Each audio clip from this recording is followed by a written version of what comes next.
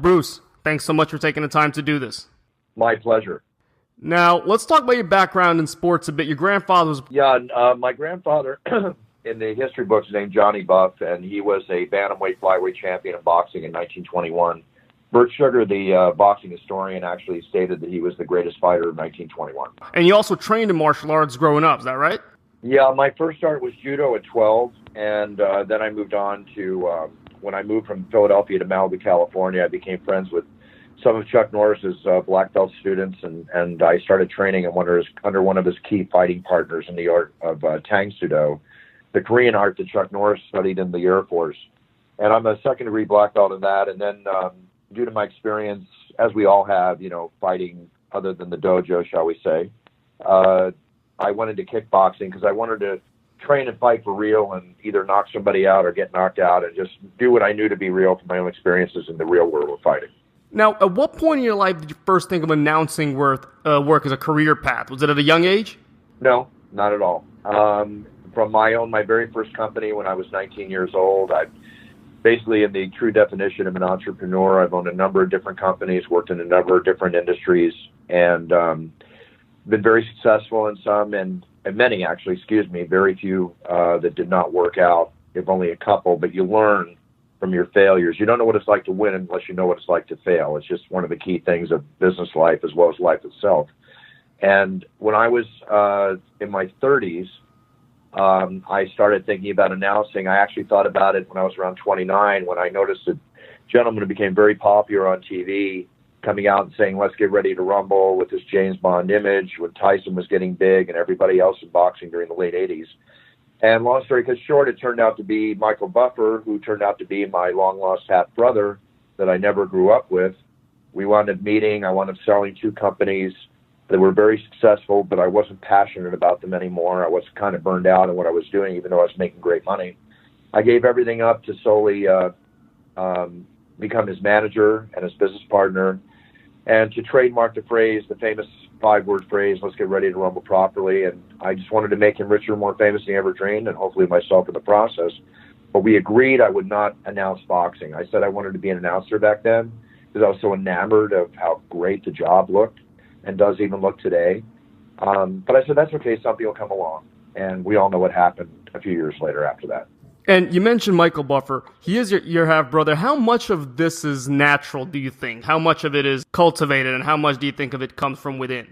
I think that the passion we both share for the fighting sports, speaking of myself in particular, the tremendous passion I share for the world of mixed martial arts and the UFC, being the voice of the Octagon for 22 years now, it's a passionate role. And as far as the training or any talent, anything went into it, let's call it natural talent, if you will. Our dad was a Marine for 13 years, a drill instructor at Camp Pendleton, taught hand-to-hand combat, obviously commanded his voice very strongly to do what he did in his life at that time in his life.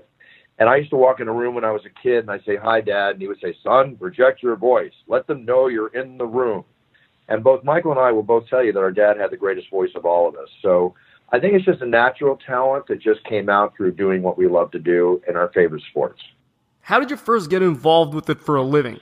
Again, managing my brother Michael in the early years, I started putting him in every other event outside of boxing, keeping the HBO boxing ring, shall we say, as his nucleus to build from. And when the UFC came on the scene, I was so enamored of the UFC that, the spectacle that it was back then, not the sport of mixed martial arts that it became, but the spectacle, the blood sport, what style is the greatest style type thing, that I got Michael into the UFC, announcing UFC 6, 7, and Ultimate.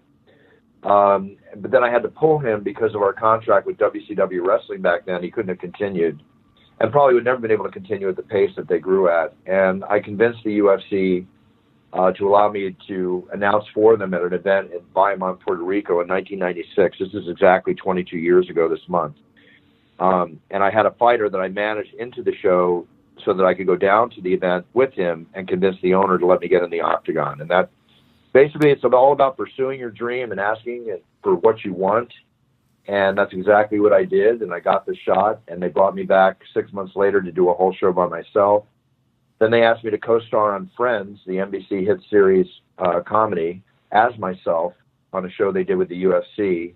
And it was at that filming of that show that I convinced the owner that I should be the announcer for every single UFC and help them build the brand and build the sport through my media contacts that I could bring to the table, but I needed to grow with them as an announcer. And that's basically it in a nutshell. I cover this in detail in my book, It's Time, which is sold out in the stores, but is still available on Amazon. And it has a wide view of everything. Plus, I'll tell you about the fights that happen outside the octagon as well as inside, amongst a plethora of other information. Now, Michael, again, does boxing events primarily. He also, as he mentioned, did some early UFCs. I've heard him say in interviews that the atmosphere at MMA events is so different because of that hardcore fan base that comprises an MMA crowd. Is that right? Well, it's right, but it also goes way beyond that. You know, that's a statement that could have been made. It's true today and very, very true as they were growing, but years ago. But when you go to a UFC, the demographic of the UFC is not just that demographic he's talking about that time. The boxing fans as well love the UFC. If you're a fight fan, you realize the amazing talent and expertise of these female and male warriors, as well as when you watch boxing, you realize the skill of boxing. But in the UFC and mixed martial arts, you have to be an expert at every single legal form of fighting style known to man to survive in that octagon. Boxers will lose within a minute to 2 minutes unless they clock and knock out their opponent right away as a rule, because they don't know how to defend against the other attacks that are going to come at them. I'm not saying that they can't win, but I would say 99.9% of the time, the champion boxer will lose within the first round in the UFC, as well as the champion UFC mixed martial arts fighter, as we witnessed with Conor McGregor and Mayweather, will lose in a boxing match, which is about two weapons and the Marcus of Queensberry rules. Each sport is to be respected as individual sports for the talent it takes to do each sport. So what I'm trying to say is that what has evolved from the hardcore fan that does go crazy, when I do UFCs, I see everybody from the 18 to 34-year-old female and male demographic, of which over 75% of males 18 to 34 are fans of the UFC, which has been a proven fact years ago, according to Fox. Now you have the older demographic, which is love boxing, that is drawn into it, because if you're a fight fan, you should, most people do respect and appreciate what they're watching, as they appreciate and love the art of boxing. And how has the sport evolved over the past 20-some-odd years that you've been involved with? What changes have you seen mostly? It went from spectacle to sport in the fact that we now have, when it first started, the rules were very few. The rounds were timeless. They could fight forever. And they used to fight 3 times a night in a tournament to become the winner. As gladiatorial an event as you possibly can imagine. That's why the octagon was created. It originally was designed by the famous director John Milius to have a moat around it with dangerous fish swimming in the moat and a bridge that they would cross into the octagon. They threw that out just to create the octagon with the gladiatorial appeal of the Coliseum, let's say. And it was a spectacle back then, but then rules were in place, weight limits happened, rounds were established, and it became what we call the art or sport of mixed martial arts, roughly about 6 years after its actual inception. And then it just grew from there. And the new owners, Lorenzo Fertitta and his brother Frank and Dana White, when they bought the show in 2000, they fine-tuned it even more, and it became the amazing, successful spectacle that it is. It's probably the fastest growing and the most popular fighting event in the world. And I'm talking about in the world of boxing and the world of mixed martial arts. The UFC is like the NFL. It is a tremendous international brand.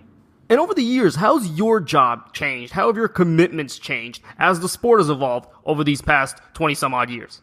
I've always been committed to the UFC from day one. I had the foresight in my own mind to realize this would be the biggest sport in the world, fighting sport in the world, which it is.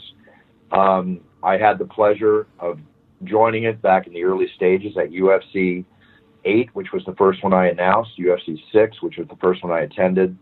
I saw the possibility for it, just like I saw the possibility for the phrase, "Let's get ready to rumble," to become the biggest, most famous trademark, in the world, which it still is today. I'm happy to say my It's Time trademark is gaining a lot of ground also. But, in business, you have to have foresight. And you have to follow that foresight with passion. And I did, and it did become the big item that I thought it would be. But again, it took fine-tuning, fine management, and fine marketing, because it really was a tremendous spectacle. And they only thought they were going to have a few shows back in the beginning. But then the rest is history and setting the records that it is. We played to sold-out audiences all over the world. Your intro, the words "it's time" you mentioned a minute ago, those words made their way out. Do you plan on coming up with a catchphrase? Or did you kind of just wing it once or twice and it stuck? Very good question, my friend. When my brother, the great Michael Buffer, the legendary, most famous announcer of all time that brought the attention to the ring announcer, was blaring his "Let's get ready to rumble" phrase, whether it be in the boxing ring or I'm his manager, as I said, and the multitude of other movies, TV shows, hockey, football, baseball, you name it. I've had Michael do it. He's done it himself. What happened is that I didn't want to be Frank Sinatra Jr. when I started announcing. I told myself that I would give myself a 2 to 3 year period to develop as an announcer, develop my own style. As most announcers back then copied my brother, I did not want to be that guy, or as I said, that Frank Sinatra Jr. type individual, with all respect to him. So with that being said, I'm very physical. I move. I don't stand still, as all announcers do, with all respect, and work on their voice, the most eloquent and best of all being Michael Buffer. I wanted to do and display my passion for what I do. And that's why if you ever see a UFC, I stand center when I start. I walk out, but I move. I sometimes am literally 2 feet away or more from the fighter's face as I'm roaring their name. And you don't catch that on TV, but you see it live. I walk out every night proving to myself that I'm worthy of this job, as I did last Saturday at the show that I was at. And when I came out, I have to prove to myself that I'm worthy of this job. So I've been able to keep my passion level the same, if not growing more so, for 22 years with that attitude. And that's the way I approach it. I wasn't phrase driven, but the "it's time" developed as the way I develop my businesses for the best response from clients. I developed it organically. I used to walk out and say, ladies and gentlemen, it's time to begin the Ultimate Fighting Championship, holding that for a long call. Eventually, about 15 years ago in the main event, I narrowed it down to "it's time" when I announced the main event. And the reason why is because every morning I wake up, I look in the mirror, shaving, otherwise, say "it's time," meaning I want to have a great day today. And I transferred that into the octagon because the fans watching it in the arena have been there for 5 to 6 hours, waiting for the main event, enjoying all the other fights. The Warriors have walked in for the main event, and now it's time. It's time for us as fans to witness what's about to happen, and it's time for the fighters who've been training for 8 to 10 weeks to put it all on the line, their blood, sweat, and tears. So to me, that was the ultimate moment. And it just developed like that. And honestly, it just took off. And I noticed when I was in Brazil, in front of 20,000 Portuguese-speaking individuals back in the early 2000s, when we went there for the first time after we had one event there about 1998, the entire arena said "it's time" with me exactly when I said it, and held it for as long as I said it. That was a very captivating moment for me to realize that, wow, they've accepted this. And now it's happening all over the world in arenas. And it's the ultimate compliment. I'm so heartfelt when I hear this happen while I'm doing my work. And in terms of the biggest show you ever did, which one sticks out in your mind? My friend, I have forgotten more than I can remember. Every time I think it's the greatest show ever, like UFC 100, where if you go on YouTube, you'll see that I did that 360 move where I jumped in the air and spun 360 degrees and roared Brock Lesnar's name, to UFC 200, which was another pinnacle, to the Ultimate Fighter finale when Stephen Bonner and Forrest Griffin fought to that crazy fight where 12.5 million people tuned in, which has launched the UFC like a rocket ship. There are so many events that catapult us to another level. And that's the beauty of doing what we do, is that it's going to happen again in 3 months and again in 3 months. It's very hard to pinpoint one other than to mention many that had that moment. And I know you did some boxing K1 events as well. Are those fitting to your style, or are you really just naturally an MMA announcer? No, they're fitting to my style. The problem with boxing is that as much as I love it, when I'm announcing and the way I like to move, I'm probably going to knock somebody out with an elbow with one of my whip turns that I have a tendency to do because there's so many people in the ring. The pleasure of announcing in the octagon is that it's me, the fighters, the referee, and maybe 1 or 2 commission people, and the cameraman in the ring, not, managers and handlers and everybody trying to get some camera time supporting their fighter. In K1, actually helped me cut my teeth on my style, because that was another event where it's just, again, not a million people in the ring. It's just me, the referee, and the commissioners, and it allowed me to move and understand how I like to work. I know that octagon the way a basketball player knows his half court. I know where I'm at, exactly the dimension of where I'm at in the octagon every moment I'm in there. I know it like the back of my hand after 22 years. And that passion that you bring to the octagon, you mentioned you're a successful businessman. How does that translate into the business world? Well, let's say that the business world translated into my announcing, because I've approached everything in life I've done work-wise with passion. And it started with, of course, the work in the companies I've worked and owned over the years, like I said, since I was 19. And I apply that same kind of passion towards everything I do in life. I love being able to enjoy what I do. I don't like to wake up in the morning and say, oh, I got to go to work. I like to wake up in the morning and say, I'm going to live my day, because it's a lifestyle, and it's great. And I wish this for everybody out there, all your listeners, no matter what you're doing in life. I hope that you have a level of passion for what you do, so you can take getting knocked down to the canvas and getting back up. You can take the criticism as well as the successes and the failures, and do what it takes to be successful in this life. And I truly believe you have to have passion for everything you do. So it started in business into announcing, not announcing into business. And when you made your way into the octagon, you still make your way, obviously, into the octagon. Is that passion, does that come easier when you feed off that crowd? It looks like such an energetic environment. It's an amazing experience. I don't rehearse. I don't like to go in with a rehearsal voice. There's a rehearsal voice and there's a live announcer voice. And I feel that when I go out there, the energy of the crowd feeds me. I feed off it. And again, I get back to the word organic. My announcing is purely organic. Yes, I have the cards, but if you watch me, I rarely ever look at the cards. I just go out and, like a free rolling, whatever, I go out and just let it go. I let it fly. And that's what works for me. That way I'm a kid in the candy store every night I work. And as the saying goes, I love my job. And I heard somewhere that you have a technique where you put one of your fingers into the cards so that you don't really have to hold it in the palm of your hand. That takes some training and memory, is that right? Yeah, I cut a pinky hole in, because the bottom card I hold it into my hand with the pinky, because sometimes I'm moving and I don't want that card to fly out of my hand, so it just sustains the card in my hand as I'm doing what I do. I might even make a fist and crunch up the card, mid-announcement, and then open up my hand, and hopefully the cardboard card can open up again, and it allows me to do that with that little pinky hole. So as the UFC keeps growing, it keeps adding more events. My understanding is they're starting to put additional announcers on some of the events, presumably to give you some rest. Is that better for your vocal cords, or do you rather keep them busy constantly at work? I'd rather be busy constantly at work. The UFC knows that I would do every show. I've done a show in Jersey, in Atlantic City, and then flown in a private jet with Dana White to get me down to Belo Horizonte, Brazil, where 16 hours later I'm in a new tuxedo in the octagon, announcing in Brazil, doing 2 shows in 2 hemispheres, or 2 countries, within 24 hours, which was a rock star moment for me. But it's understandable that as a large company like that, they have another announcer that fills in for me on maybe 6 or 7 shows a year, because geographically I can't get to a couple shows, because they have shows one day and then the next day, or they want to rest me in their minds because maybe I have a show in England and then, I come back and there's a local show, a smaller show, and then I've got to go to maybe Australia the next week. So it's all up to how they design it.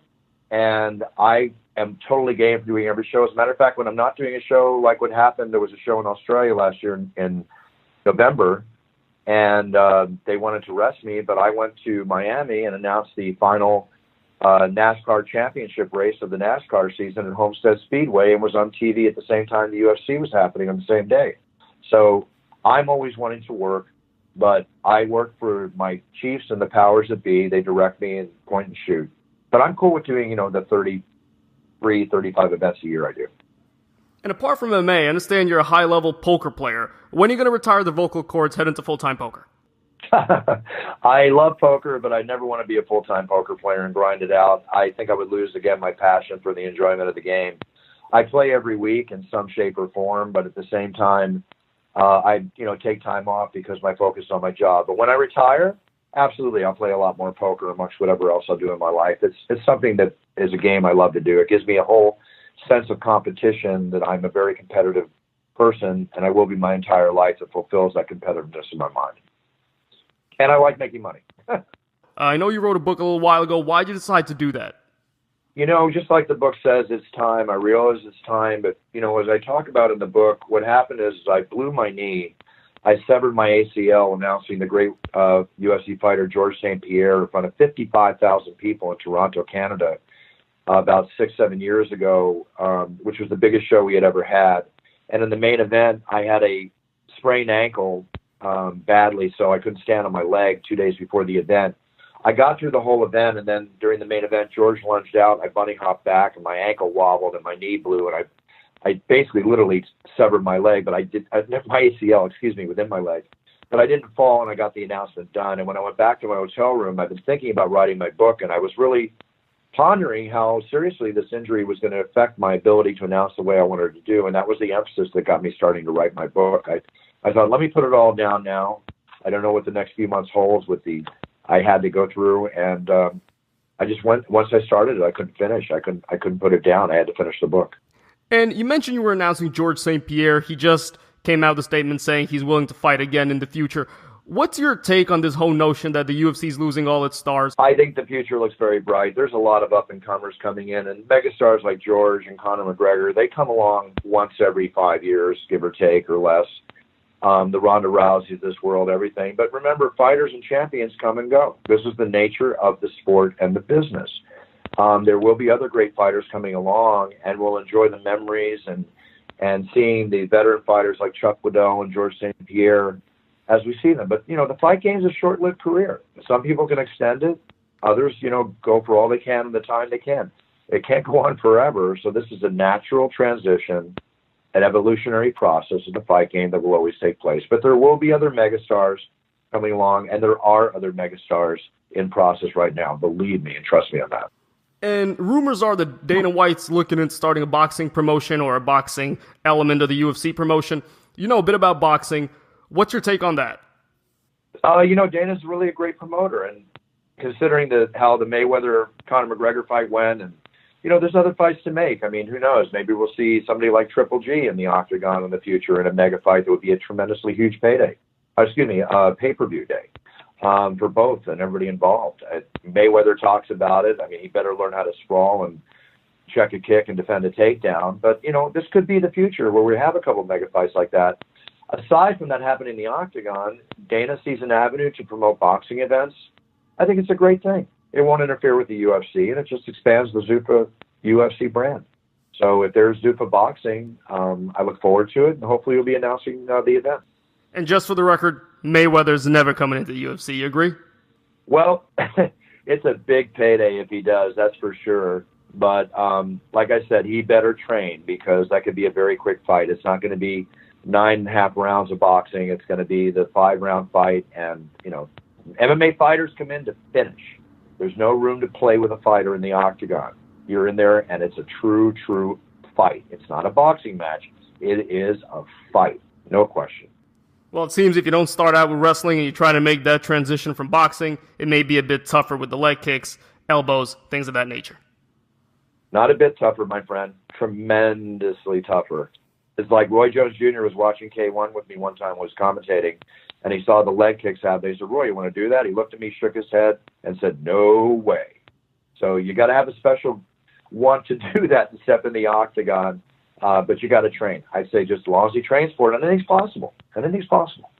Bruce, it's been so great of you to join us. Thanks so much for taking the time. Where can people go to find out more about you, how they can get in touch with you? Please go to Bruce. Thank you very much. I appreciate it. Please go to brucebuffer.com. And also, if I may, I offer something there for the UFC and fight fans. I've been paid, ridiculous amounts of money to do announcements with people, and that's all fine and dandy, but I'm about giving back. So I have a special there for $99. You can PayPal through and fill out a form. And my office will send you back the audio that you ordered, or for a little more, you can have it on video of me announcing you like a champion in the cage. And the thank you notes we get for this, along with other things I do, such as weddings and birthdays and such, really makes me feel great. And we give partial funds to children, military, and animal charities from these.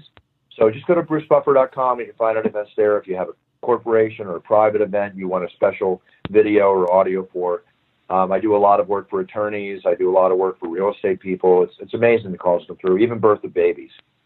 Just check it out, and that's something I offer back to the fans. Bruce, once again, thanks so much for taking the time to do this. My pleasure, and thank you so much. I really enjoyed the interview, and I appreciate it very, very much.